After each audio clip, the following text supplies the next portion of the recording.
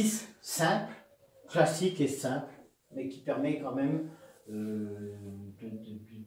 d'apprendre à rédiger, à comprendre ce qu'on fait. On a un sac qui contient exactement 10 boules. Il y a 5 boules vertes, 3 boules rouges, 2 boules jaunes. Je ne l'ai pas noté, mais ces boules, elles sont indiscernables au toucher. Ça signifie que quand je prends au hasard une boule, je ne sais pas que la couleur. Sinon, on ne peut pas faire de probabilité dans le sens où on fait des probabilités si on ne connaît pas au hasard la boule. Sinon, on ne fait pas de la probabilité. Donc, on tire une boule au hasard, on note sa couleur. Voici 5 questions. Ça va être fait en mode express, parce que c'est quand même très simple. Quelle est la probabilité, je vais enlever le S là, d'obtenir une boule rouge? Quelle est la probabilité d'obtenir une boule rouge? Avant de faire un calcul quel qu'il soit, on compte l'univers. L'univers, c'est quoi? C'est les issues possibles. Il y a 10 boules. Donc, vous allez déjà diviser par 10. Hein? Et il y a exactement combien de boules rouges? Il y a 3 boules rouges sur 10. C'est-à-dire, quelle est la probabilité d'obtenir une boule rouge? La probabilité 3 dixièmes, soit encore 0,3. Il y a 30% de chance que je tire au hasard une boule rouge dans ce sac. Quelle est la probabilité de ne pas obtenir une boule verte?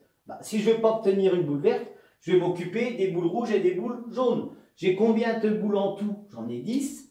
J'ai combien de boules rouges et jaunes? En tout et pour tout, 3 plus 2. Donc 3 plus 2, c'est-à-dire 5 dixièmes. C'est-à-dire encore 1,5, 0,5. J'ai 50% de chance de ne pas obtenir une boule verte. Hein. Je pouvais raisonner autrement. Hein. J'ai 5 boules vertes. Je ne veux pas, donc j'utilise l'événement contraire, donc c'est les 5 autres boules, hein, sur 10. Quelle est la probabilité d'obtenir une boule rouge ou une boule verte? En probabilité, le ou, son signe c'est plus. Hein, vous verrez en seconde que le et c'est fois, on multiplie, hein, ça et ça. D'ailleurs, quand vous faites des arbres pondérés, vous faites des multiplications aussi. C'est l'événement A et ça, donc c'est fois. Quelle est la probabilité d'obtenir une boule rouge ou une boule verte? La boule rouge, il y en a 3. La boule verte, il y en a 5. 3 plus 5 divisé par l'univers 10. 3 plus 5, 8. 8 dixièmes, ça me fait 0,8.